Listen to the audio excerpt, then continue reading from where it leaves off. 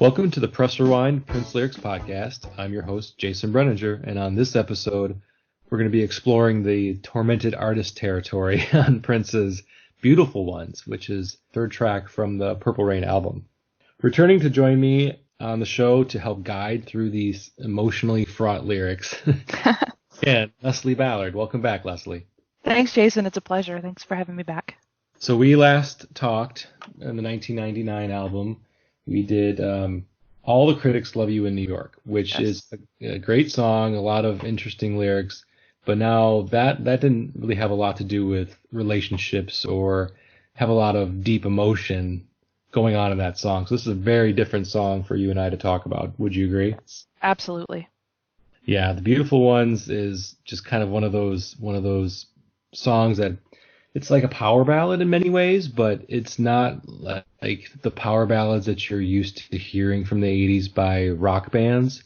It's a very, I call almost like an electronic rock ballad in some ways.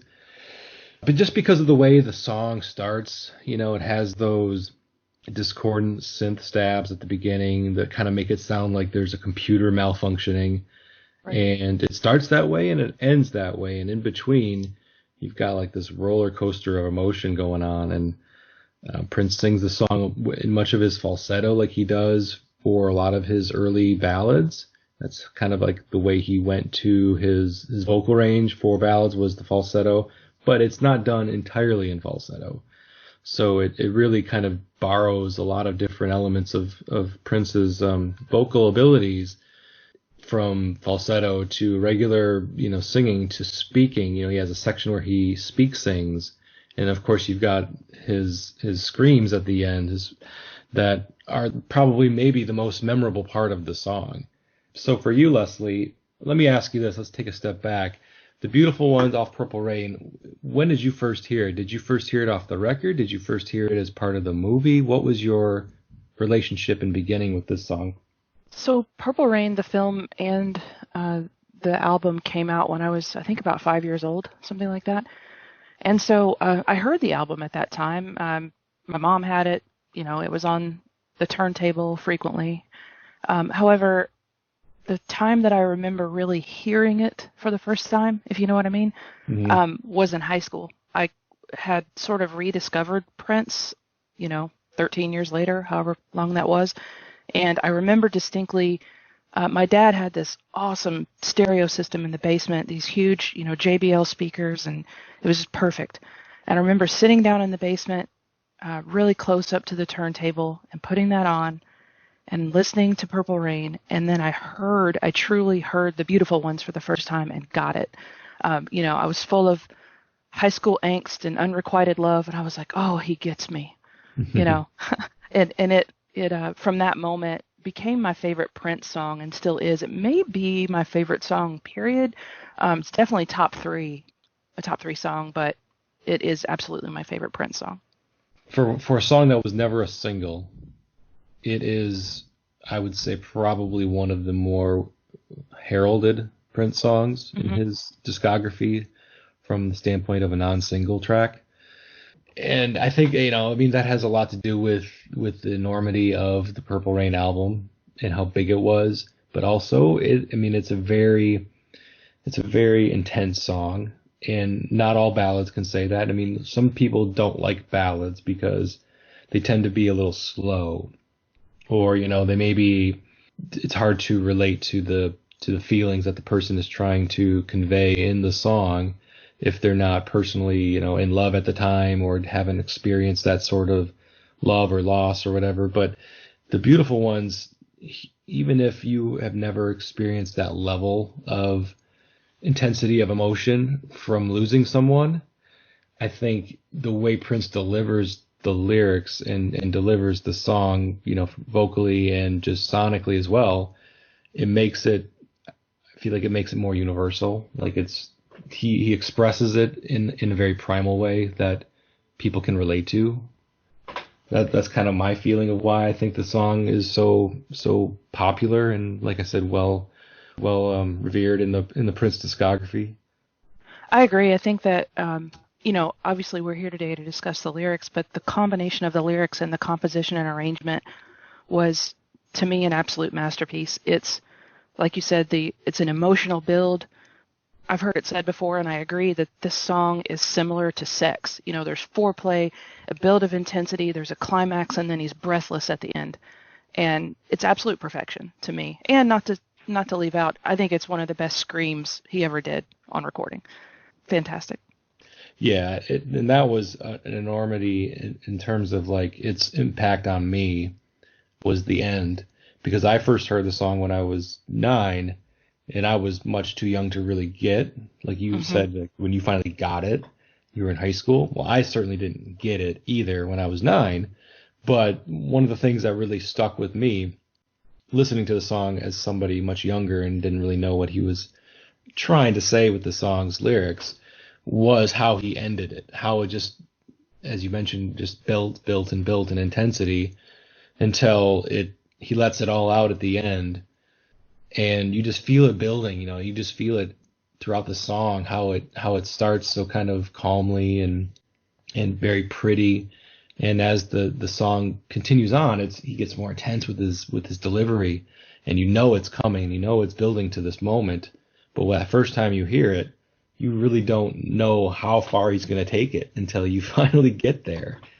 Because I didn't see the movie for 2 or 3 years after I heard the album, just because, you know, it was rated R, and I wasn't allowed to watch rated R movies when I was 9 or 10.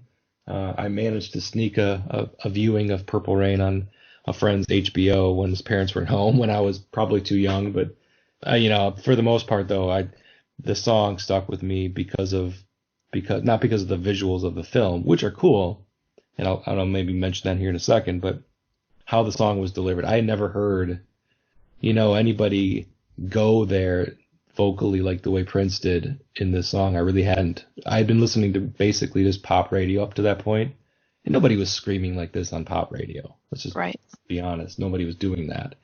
It's a very polarizing in many ways way to deliver lyrics, but it totally worked for the song for me. And I remembered it and I liked it. I wasn't turned off by it. Some people are turned off by it, which I don't get personally, but for me it was a turn on. Absolutely. Yeah, I saw an article one time that was basically, you know, Prince's screams ranked like a listicle, and I was upset because if I remember correctly, this one was not the number one, and maybe I'm biased, but I think it should be. It should be at least number 2, if not number 1. Yeah, It's got to be in the top 2. I'm sorry. But just, yeah, I was going to say in the movie, just because people who are listening to this podcast, you know, if you're Prince fans, you know, for the most part, his films, and especially Purple Rain, if you don't know any of his other films, just as a reminder, a gentle reminder, he's singing this song, of course, to Apollonia in the film as she's sitting with Morris. So I guess at this point in the movie, Morris and Apollonia are sitting together. He's trying to recruit her for his girl group, and they've had a couple of encounters, Prince and Apollonia, the kid and Apollonia at this point, and he's frustrated because he thought that, you know, they had a connection and they were maybe building something, and then he sees her sitting with his bitter rival in the club, and that really pisses him off. I mean, no other way to say it. It pisses him off, and he's trying to basically tell her, you know, you've got to choose, man. You got to choose between him, this flashy dude that's offering this you know, very important and maybe potentially life-changing opportunity, or choose me, who I can maybe do the same thing for you, but I'm not going to flash that in front of you like a golden ticket, you know. I like how it's delivered, and you said at the end of the song he's panting, like post-orgasmic panting, and yeah, he's delivered so much of his emotion in this song that by the end of the scene he's laying on the floor on the stage, sweaty and panting as if he just had sex. I think that this scene is some of Apollonia's best acting in the film too, even though she doesn't say anything. The looks on her face, I think she did a really good job here. Responding to what she was saying on stage. Right, because at first she's kind of like, oh, this is sweet. I think this song might be about me. And then as he gets more intense, she's like, oh no, this guy's really got it in for me, and I just can't deal with this right now. He's asking me to choose right here in front of all these people, basically. I think it's interesting that this this song replaced electric intercourse on the soundtrack. And, you know, looking back on it, especially with Apollonia as the female lead, I can't imagine electric intercourse being this song in the film. Mm-hmm. It wouldn't have fit. I can't imagine the film without it. Yeah. It's an important part for the film for sure. Kind of pushes that plot point forward about the rivalry and forcing Apollonia to basically choose, in some ways, love or money. You know, I mean, that's a cliche, and it was also a title of a Prince song, but it's kind of what she's being asked to do in some ways, right? With this choice, because Morris is offering her this opportunity, and Prince hasn't done that. You know, he's not like saying, "Come join my band." He's never said that. He's offering her potentially true love, so she has to kind of choose, and it's a tough choice when, you know, at this point in the movie, those two, Apollonia and the kid, they've had a couple of really strong instances where they connected, but it's not like they've been together a very long time at all. Right. So to ask her to choose that at that point, it'd be tough, absolutely tough, and it was, and that's how she was able to convey that the kind of shock and surprise at being, you know, kind of forced and called out in front of a club full of people to do that. Well, and it wasn't just any guy that she was sitting there with. Yeah. You know, it was his absolute rival in the film. The song has obviously a very passionate feel, but there are parts that it's angry, you know, and he's calling out, like, how could you do that, essentially? I think it's also notable to bring up that this is just one of 3 songs from the Purple Rain soundtrack that Prince recorded entirely by himself.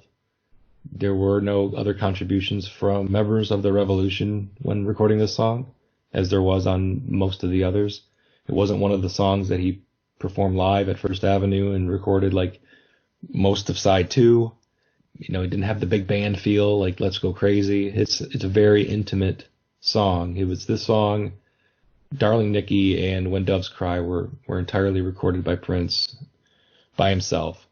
Up to this point, I feel like a lot of his most emotional songs and most vulnerable songs, he's in some ways had to do when he's alone. I think it's maybe hard for him.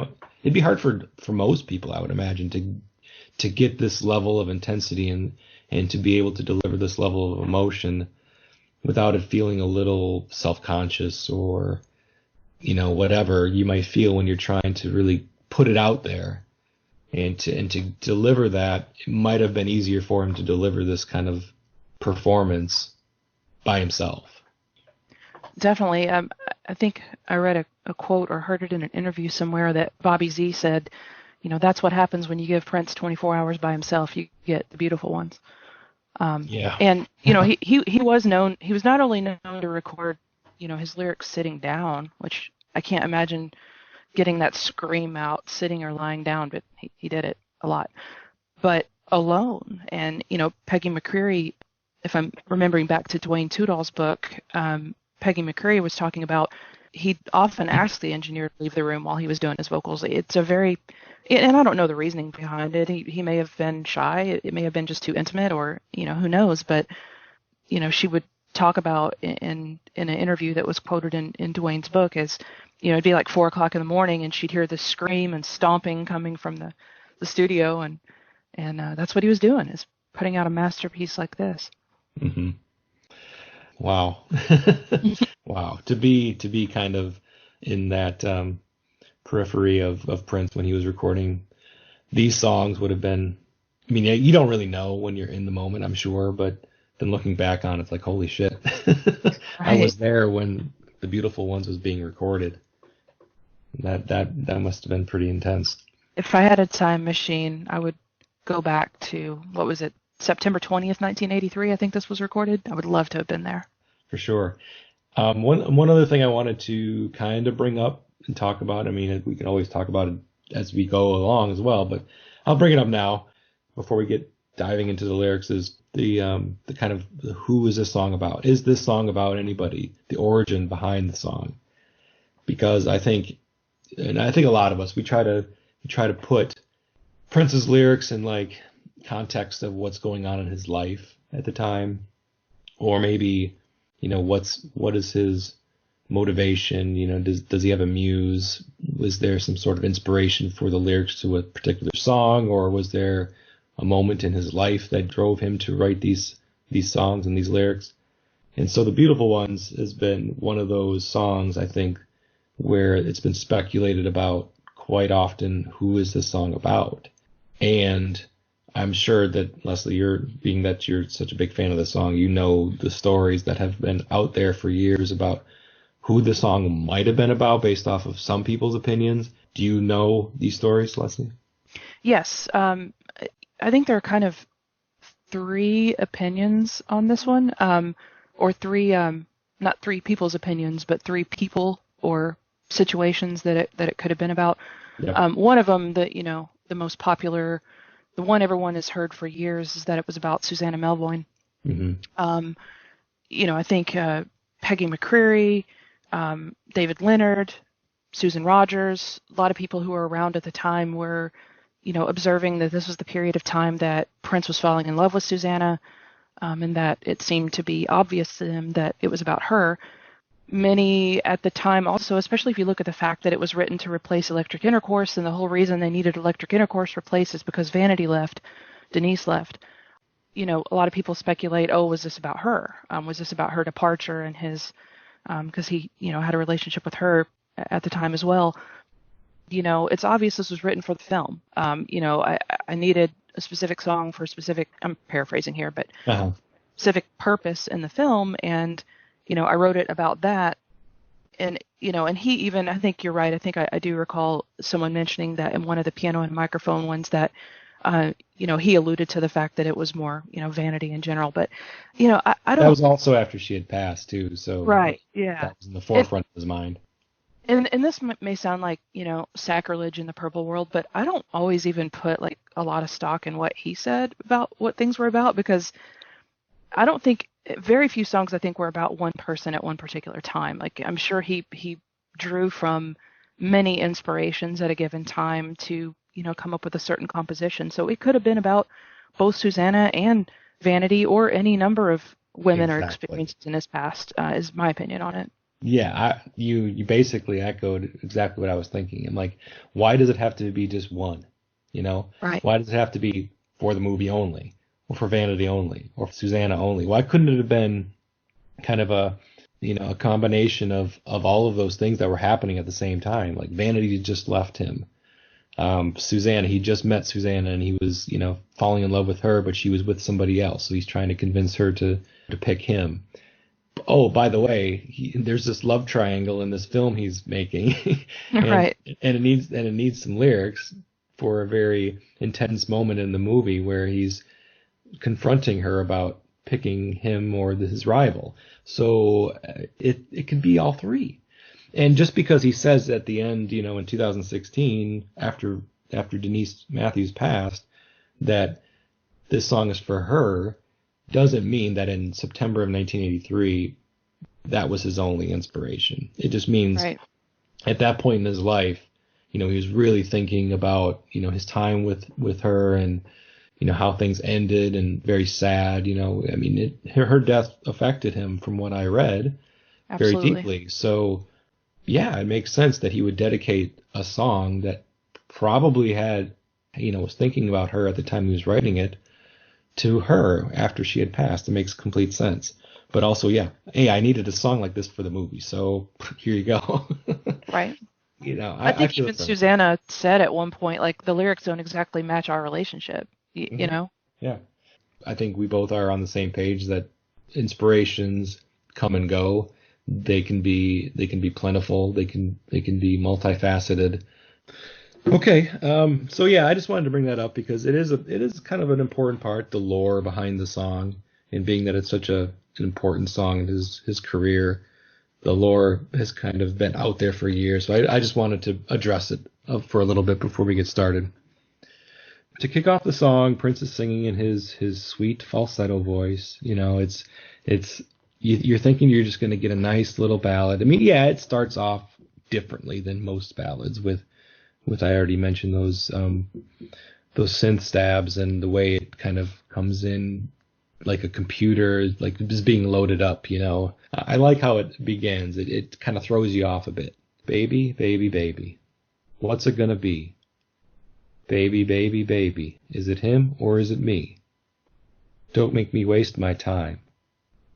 Don't make me lose my mind, baby.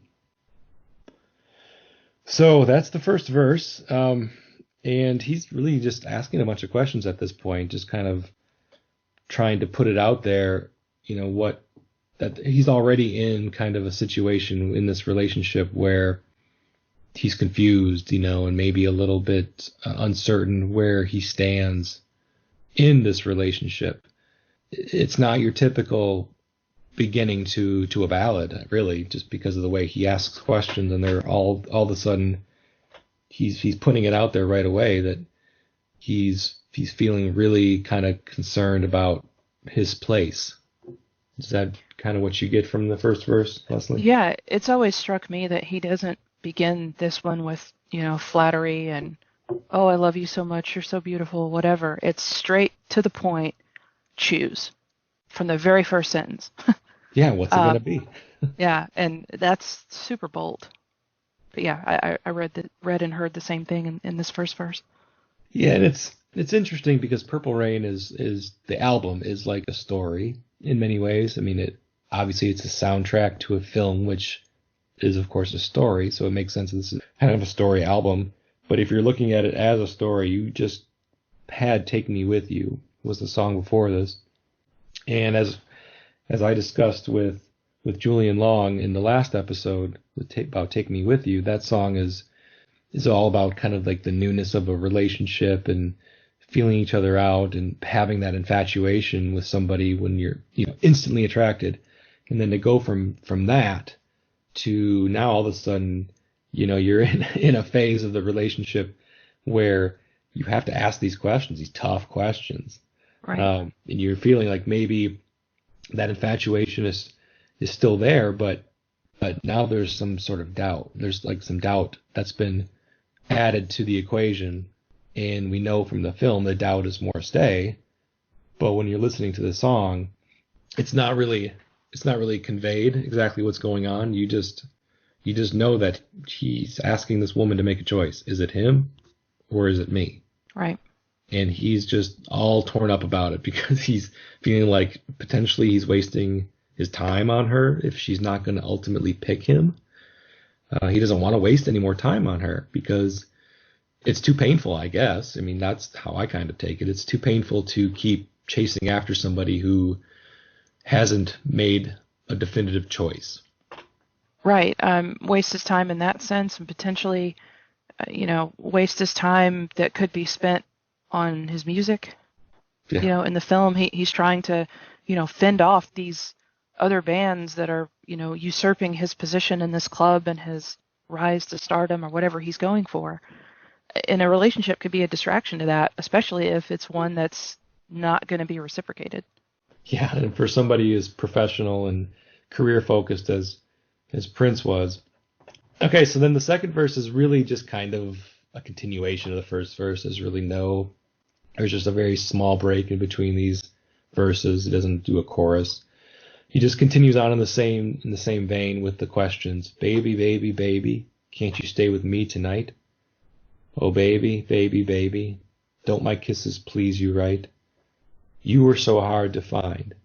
The beautiful ones, they hurt you every time. So I really like the line, you were so hard to find. This is my favorite line in this section of the song. Yeah. Because for me, I like what that says about this.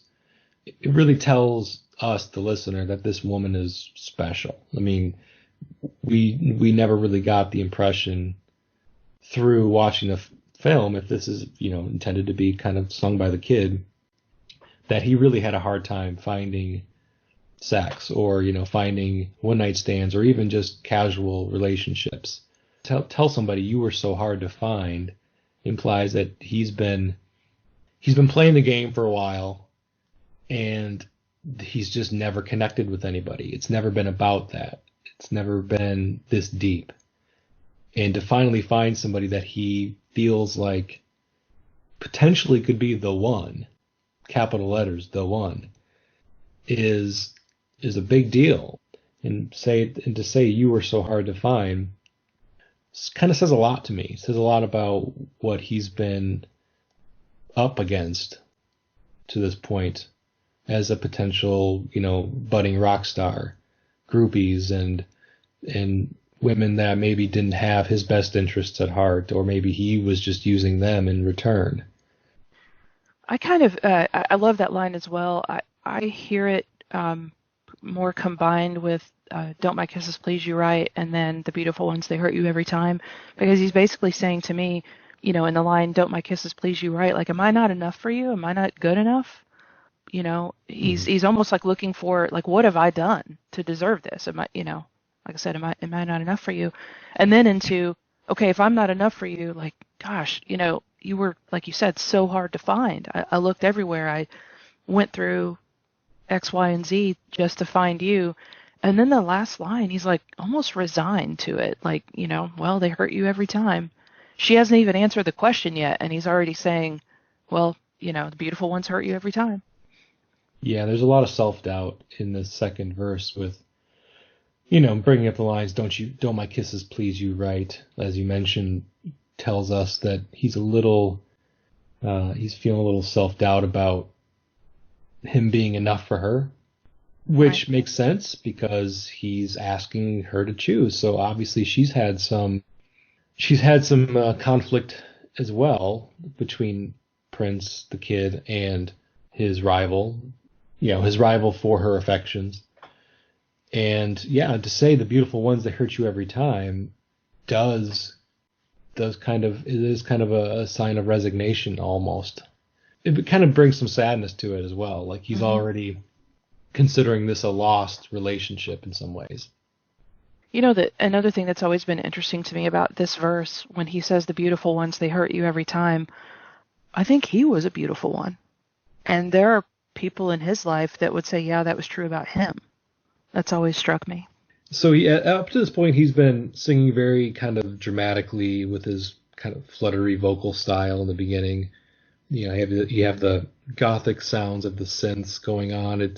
It's a very dramatic song musically, and we already talked about what makes it dramatic from a vocal performance standpoint. But the sounds from the song almost come across like a Shakespearean tragedy in some ways, with with multiple acts. The way it just kind of goes on and on, and like these first two verses to me are like Act One, but then the song moves on to what I consider like almost like the next act, which is the part where he has this spoken word section, and the lines here are paint a perfect picture, bring to life a vision in one's mind. The beautiful ones always smash the picture. Always. Every time.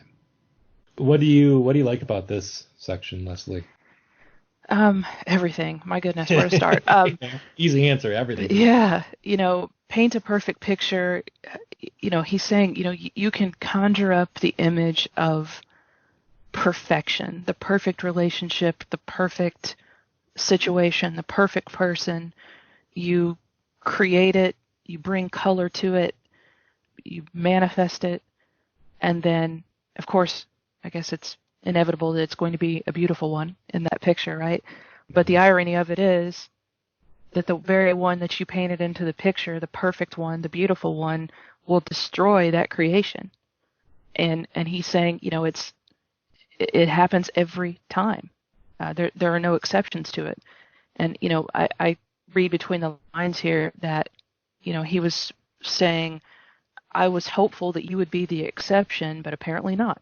Because this is the second time in just a few seconds that he said, the beautiful ones hurt you, they smash the picture, they destroy the perfect picture, etc. Yeah, the perfect picture. What I've always kind of taken from paint a perfect picture, bring to life a vision in one's mind. I always kind of envision Prince thinking of, 10, 20, 30 years down the road, and having that vision in one's mind about how you want that relationship that you're so intensely involved in to look like as you age, and And does that mean kids? For some, yes. For some others, no. Does that mean, just having that, holding hands, being 50, 60 years old and still holding hands, still being deeply in love with that person? And that's a picture I think a lot of people would, when you start a relationship, if you see them that way, if you see them as potential life mates, you want to grow old with them, right? I mean, that's the goal for many of us that engage in a relationship. You want to grow old with your partner.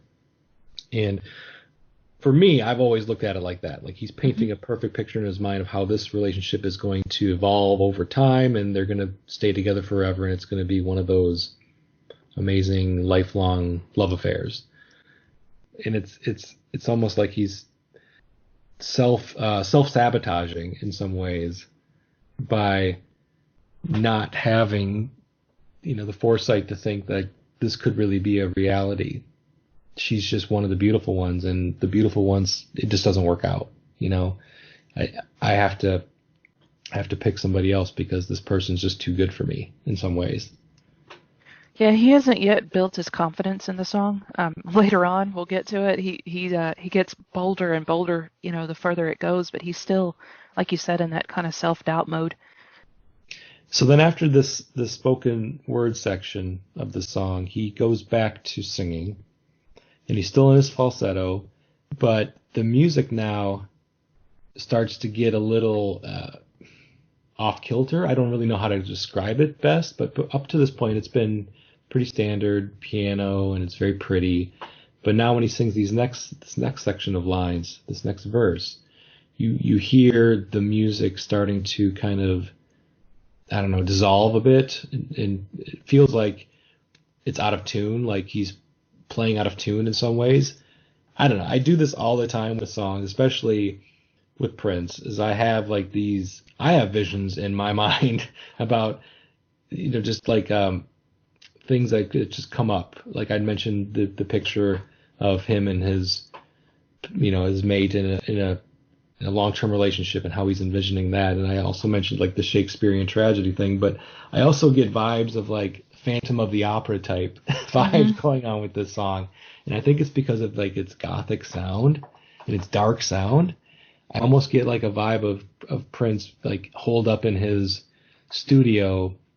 He's been jilted and he's feeling angry. He's starting to get angrier and angrier as the song goes on. Pacing. Yeah. Yes, he's pacing back and forth, and he's slamming his fingers down on the keyboards, and it's making these odd sounds, and he's just working himself up into a frenzy over this song and over this woman that he's singing about, and I just get like really dark. It's like the song starts to get darker in my mind. Whether or not it does in everybody else's, I don't know, but it gets darker and darker.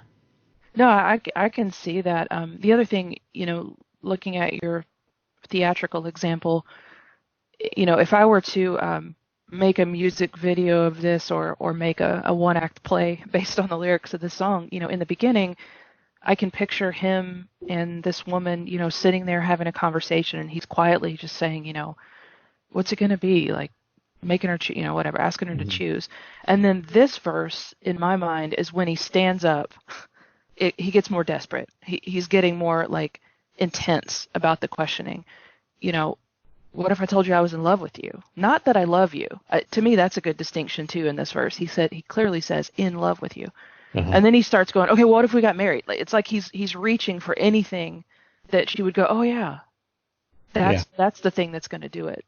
So to me, this is the, like I said, he stands up, maybe he starts pacing.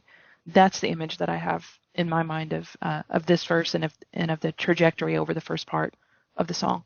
Yeah, because the lines are, if I told you, baby, that I was in love with you. Oh, baby, baby, baby, if we got married.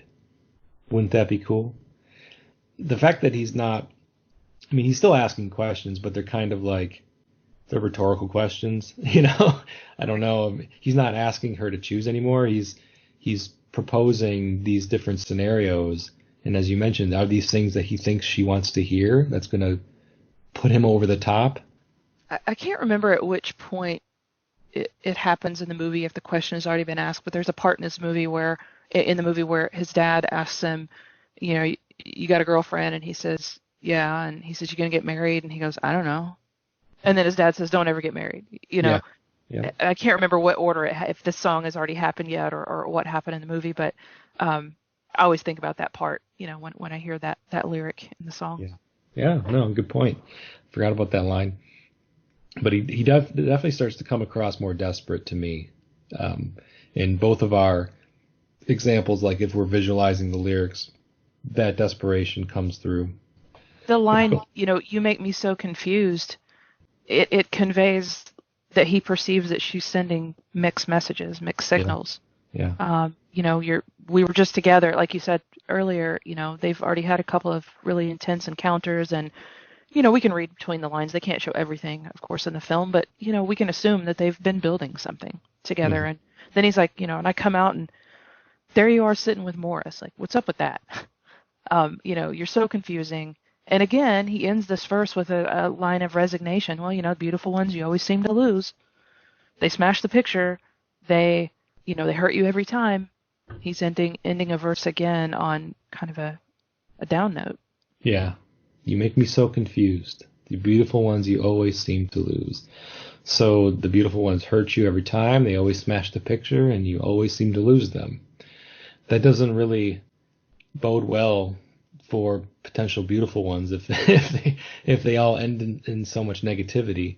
In Prince's mind, or at least in the kid's mind that's singing the song, he needs to find a different style of woman, I guess, if this is how it's going to end in his mind every single time. But what's interesting about it is after saying all that, like this point in the song is when he doubles down on, but it's you, right? Like, it's almost like, I know you're going to hurt me. I know this is going to end in disaster, but I got to have you anyway. What is it when you choose the person that's wrong for you all the time because you're just, that's who you're attracted to. Right. I feel like that's a thing where people are just bad at choosing partners because they're attracted to the wrong type for them. I always kind of wonder also because, and I know it's just a movie, but what were the revolution? What was the kid going to sing if he had not seen Apollonia sitting at that table with Morris? Was this going to just be your standard love song that was going to be all sweet and syrupy, and he took it a different place because of what he saw in the club? I know that's overthinking it because clearly the song was written with the intent of this scene in mind. Yeah, I don't think I've ever thought of that, but I think in the film he already knew about obviously her interactions with Morris and all of that. So to me, like maybe the song was planned, but his delivery is what changed when he saw her. Yeah, maybe. Yeah. Again, it's all speculation. We'll never know. I know. It's neither here nor there. There is no alternate version of the beautiful ones that we're aware of that doesn't go to this level of intensity. It doesn't have like this alternate universe where There's a longer version, but not an alternate version, right? Right, exactly. So now at this point, you get more of the kind of the musical aspects of it that start to go down this darker path, and the song structure starts to fall apart a little bit. And also, this is about this part of the song where he brings in a guitar. Like, the guitar had not really made much of an appearance in this song up to this point. It's been really all piano and synthesizer and drum machine. But he brings in the guitar towards the end of the song to amp up the intensity, to amp up the sound, and to really accentuate some of these lines. So I'm going to read them, and I think, we all have heard the song and we know how they're delivered, and so me reading them is going to be pretty different than what it's going to sound like when he sings them. But I'll come on, go for it. No. It's a flat no, Leslie. I'm not going to do that. Hard pass. Hard pass. Do you want him? Or do you want me? 'Cause I want you. Said I want you. Tell me, babe, do you want me? I gotta know. I gotta know. Do you want me? Baby, baby, baby, listen to me. I may not know where I'm going, babe. I said I may not know what I need. One thing's for certain, babe. I know what I want, yeah. And if it please you, baby, A begging down on my knees. I want you. Yes, I do. Baby, baby, baby, baby, I want you. Yes, I do. So that's how he ends the song with a whole mess of basically statements, questions, comments. I mean, it's everything. He's really letting it all out at this point. He repeats the ultimatum that he's giving her: do you want him or do you want me? And he puts it out there. He's not asking just because he's hoping for an answer. He's asking because it's time. It's time to get to the bottom of this. So, I mean, I'm not going to go through each line, but I mean, overall, like, kind of, what are your thoughts about how I mean, the lines themselves are one thing, but also the delivery is another. Do you have any kind of feelings about this in terms of what he's saying first, I guess? The part that I get drawn to in this section, and we alluded to it a little bit a few minutes ago when we were talking about the previous verse, is when he says, I may not know where I'm going, I may not know what I need, but one thing's for certain, I know what I want. He's like, I don't necessarily have plans beyond tomorrow, and maybe you're not good for me, but I want you. And, making that extremely clear. The other thing that I see about these, I mean, this is a climax, obviously, right? He's been, pacing, and then he starts pleading, and then he's just, like you said, he puts it all out there. He's screaming. He's physically, if you watch, the film, he's putting everything he's got into this, the guitar, the vocal, everything. It's just, he had been at a low simmer, and now everything's just boiling over. And yeah, like a volcano erupts. Yeah, he's like, I got nothing left. This is everything. This is all of who I am. This is everything I've got. Take it or leave it. Tell me right now, what's your answer? Yeah, and it's scary. It's a scary outburst of emotion, for sure, if you're on the receiving end of it, I would imagine. And it's scary for the person doing it, too. It's, extremely vulnerable. Putting everything out there, leaving no doubt. He's metaphorically naked, right? Standing there like, this is everything I've got. And if she says no, that's going to be the ultimate rejection. Yeah, super scary, right? Because how do you come back from this? Right. If you're a prince, if you're the kid, and you're putting this out there to her, how do you come back from it if you don't get the answer you want? And she does the right thing in the movie by just leaving and letting him cool down, literally and figuratively cool down. And she's not prepared to give him an answer like that. Right. And I can imagine a lot of people that if they were put in this position, you don't necessarily always want to go with your gut if you're making an enormous decision about choosing somebody over another. So just getting up and leaving and letting the emotion kind of settle before you answer is probably the best choice that Apollonia could have made in the film. And for Prince, yeah, I think, if I recall correctly, the scene after this is when she meets him in the alley as he's getting his motorcycle, right? Is that right? Yeah, I think he goes down the hall, struts around like angry, yeah. Yep. right, and then goes outside. Yeah, if I'm remembering correctly, the sequence. In the movie, she chooses him in a way, but I mean, if we're just talking about this song in just like its little box and not looking at it as a part of a 90-minute plot of a film that has to have lots of different roller coaster relationship, which is ultimately what they have throughout the film. If we're just looking at it as the song, this is the moment that backing the person against the wall, really, and they're both emotionally naked. The deliverer much more so than the receiver, but the receiver now has to make a decision, and it needs to be sooner rather than later. Like, you can't deliver this message in this way and expect an answer in a week. It's just, right. It doesn't work that way. And he goes back in this verse to the tactic that we saw earlier, where he's like, if I told you I was in love with you, if we got married, like, he's naming off things like, what if I did this? And this one, he's run out of ideas, and he's basically like, okay, if it'll make you happy, I'll get down on my knees and beg. Like, I have nothing else. What can I do? Asking her for for ideas, and he's run out of them. Yeah, it's super intense. And you're right. Like, what did he think she was going to do? Was she going to stand up in the club and be like, "I choose you," and everybody would cheer? Like, what was the image in his mind that Yeah. was going to occur there? Right. Right. That's asking a lot. Right.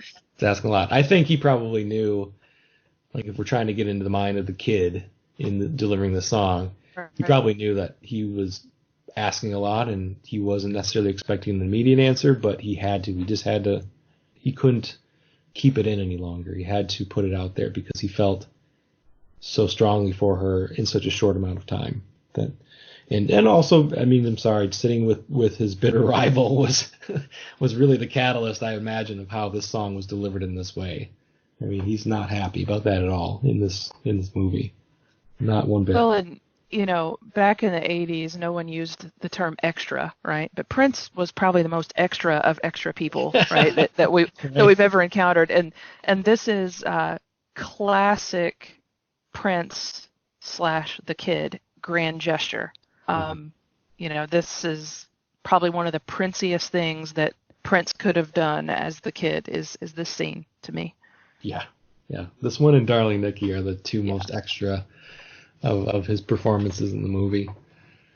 This is a highlight of the film, like the performance aspects of the film for many people, because I mean, it's just an amazing song, and so that's a lot of it, but performance and delivery is just as important for this one. This song has been covered a number of times. I think Mariah Carey probably has the most famous cover of this song. Ugh. I don't know if you agree with that or not, but Yeah, famous, not good, but right. But I'll leave it at that.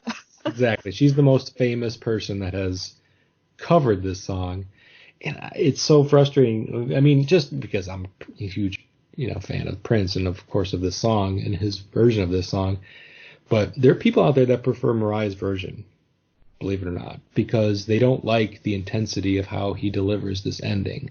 They don't like the screaming. They think that her version is prettier or more classically beautiful. The song to them is ugly in ways because of how where it goes with the guitar and his screams and I'm sorry, but without that, this song is just another ordinary song. I mean, it's a good song because of the music, and it'll never not be good because of the music. But without all the extra stuff that Prince does to this song, it's not what it could have been. It's just another love song. It's just another choose me or him song. Right. For me, at least. Yeah, I totally agree. I mean, and I'm a Mariah fan. I got nothing against her, but if anyone thinks that version is better, to me, they don't get it. Right. They don't get the point of the song. It wasn't intended to be pretty, and the love that he's describing is ugly in a way. As you put it, it's messy and it's challenging and it's confrontational and it's any number of things you could say.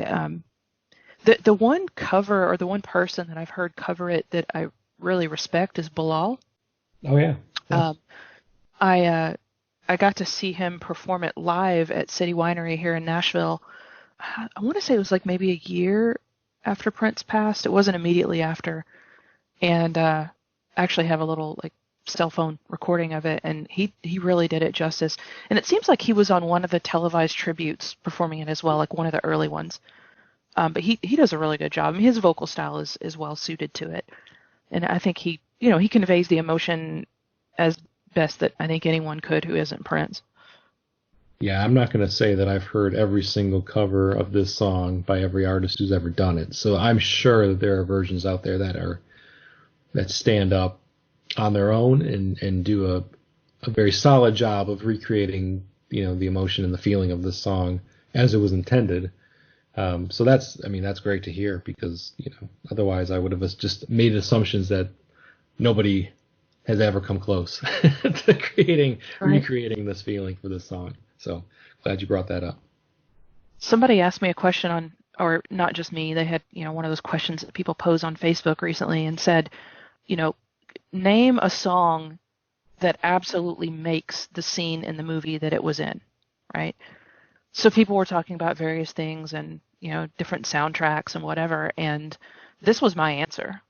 The pairing of the moment and this song in the film Purple Rain were perfect to me. Anybody from the outside would think like, oh, well, the climax of the film, Purple Rain, that would be like the most memorable performance of a song in this movie, right? I mean, for me, it's third. Right. I like the performance of this, number one. I really like the performance of Darling Nikki in the film. And then Purple Rain, right? And then Purple Rain is my third favorite. And that's just, personal opinion, but I really, the two songs that were never singles, I think the way he performs them on stage, and I think I also like, just because they're so out there in where they're going. Like in the Beautiful Ones, he's so intense in trying to convey like this utter desperation and complete resignation to this woman, and needing and demanding an answer. And then in Darling Nikki, I really enjoy just kind of how nasty he gets with it. Right. I mean, he's trying to embarrass her. He's going there in a different way, in a completely different way. So I mean, Apollonia is an amazing muse for the kid in this movie, because his best performances are basically him singing a song to her, as opposed to like Let's Go Crazy or Baby I'm a Star, where it's more about just I'm performing to the crowd. He's performing these songs to her, and that's where like his best performances in the film come across for me. I do think it's odd. Like, isn't this like the third track on the album? Yes. Mm-hmm. That seemed like a weird placement to me. And, Dwayne Tudor goes into some of that, the different versions and how they were arranged, and then he would pick a different order. But it's always seemed strange to me that this song would be track 3. You feel like it should be later on? Yes, definitely. Yeah, it just speaks to the roller coaster of their relationship in the film, because they're just so up and down in that movie. For every step forward, they take 2 steps back. Like they'll have this moment, and then she chooses him, and he takes her away on the motorcycle, and they knock Morris over into boxes in the alley. But then she grabs like her liquor bottle, and he knocks it out of her hand, and he's about to hit her as he has her pinned down on the ground. It's like, oh man, right? Why you keep taking these 2 steps back for every positive moment they have. And so, I mean, yeah, you're right. It's pretty early in the film, or in the soundtrack, I should say, to be including such an emotional song. But yeah, I guess it matches kind of the way the film conveys their relationship as being so volatile.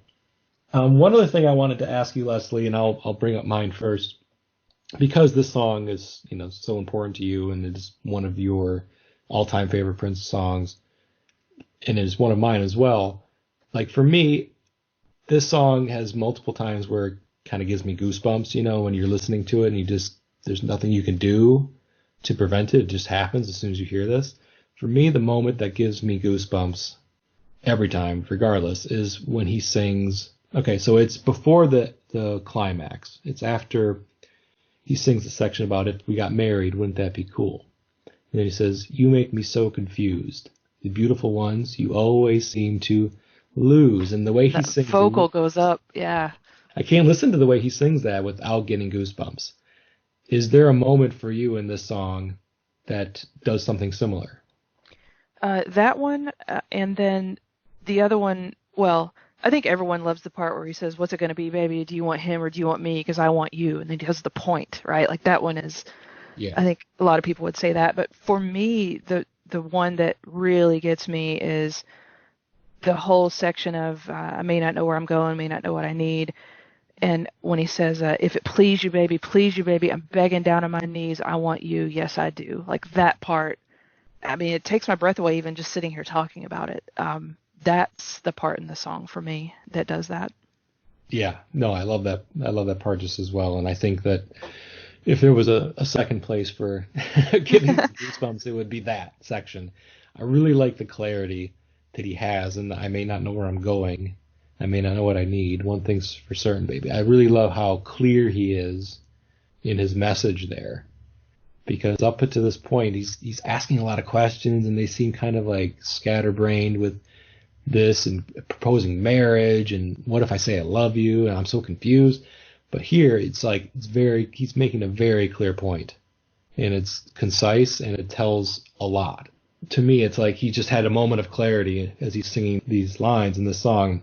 And if that's too scary, if that's not good enough, if she wants somebody with more stability, i.e. Morris Day and his girl group idea, then she has to make that choice. He's not going to pretend like he's got all the answers just to win her over. It reminds me of back in school when you were taught to write an essay, and you write your thesis statement in the beginning, and then you elucidate your points, right? And then you come back to, let me restate my thesis. He very clearly restates his thesis at the end of this. This is what I'm getting at. This is the point. Now it's in your court. Yep. And he leaves it in her court, panting and sweating on the floor. Yeah, that's the visual image we get. The song didn't get an official video, but if it was, it would have been taken from the film, and that's how it would have ended, which is a perfect ending for the song if you're thinking of it visually. Right. And the part too where exhausted, where he's saying, I'm begging down on my knees, like it's screamed. And I've talked to some people over the years who were like, oh, I didn't realize that's what he was saying, because he's screaming and you can't always understand it. It reminds me a lot of the part in Darling Nikki where he screams, your dirty little prince want to grind, grind, grind, grind. A lot of people don't realize that line is there either for the same reason. But once you hear it, you can't unhear it. And, that's my favorite line in Darling Nikki, and this is my favorite line in The Beautiful Ones. But what's even cool about that, to expand on that point about not really always understanding what he was saying when he was screaming at the end of the song, is it didn't really matter, right? I mean, right. The intent wasn't lessened because you didn't understand exactly that he was saying, I'm begging down on my knees. He was saying something. Right. And the fact that he had to scream it in this manner to get his point across is really enough, I think, and for a lot of people. And once you know what he says, great. Like you said, you're never going to unhear it. But it never lessened my enjoyment of the song when I didn't know what he was saying when I was much younger. Didn't think, okay, well, I got to dismiss that because I have no idea what he said. Nope. It made no difference. It had the same impact on me. As if clearly something important and intense. Yeah, something very important. Exactly. Yeah. Okay, so that is the end of the lyrics to The Beautiful Ones. I think at this point I'm going to ask you, Leslie, if you have any final thoughts on the song. Is there anything else you wanted to bring up about the song that we haven't touched on already?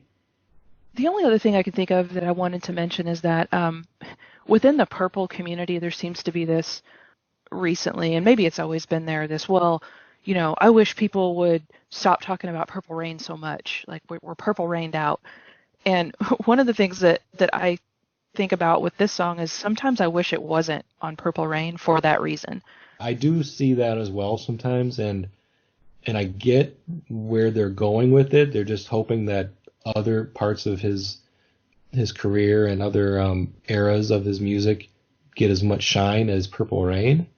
And I totally understand that because he was making music for decades and decades. But yeah, this song on a different album that people didn't have so much fatigue from, right. I think it would have been and should be considered one of the all-time best songs he's ever made. Absolutely. Okay. Well, thank you, Leslie, for joining me on this episode. Do you want to tell listeners where they can maybe get a hold of you if they wanted to say hi or check you out? Sure. On Twitter, my handle is Malenga, Malenga. On Instagram, I am Shakadelica_TN for Tennessee. And I don't know if I'm searchable on Facebook, but if you can find me, I'm listed under Leslie Schaefer Ballard. My maiden name is in the middle there. I'm always happy to connect with Purple Fam. All right. Well, I'm always happy to have you on. You a wealth of Prince knowledge and, a great guest overall. So thank you very much, Leslie, for joining me today. Thank you, Jason. It's always a pleasure. All right. Well, this has been the Press Rewind Prince Lyrics podcast. I've been your host, Jason Brenninger. Thanks again to Leslie Ballard. And until next time, goodbye.